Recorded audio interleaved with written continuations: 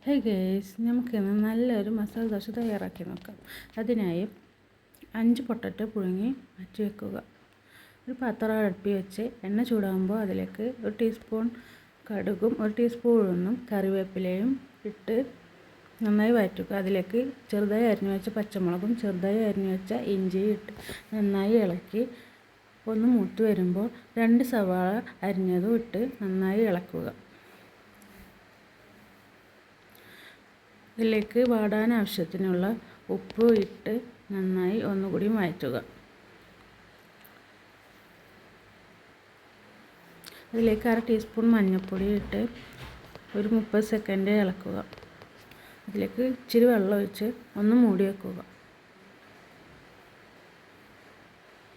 അതിലേക്ക് നമ്മൾ ഉടച്ച് മാറ്റി വെച്ച പൊട്ടറ്റോ ഇട്ട് നന്നായി ഇളക്കുക.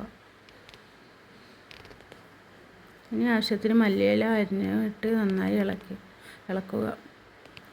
ഇപ്പോൾ നമ്മളെ മസാല തയ്യാറായി. ഇനി നമുക്ക് ദോശ ഉണ്ടാക്കാം.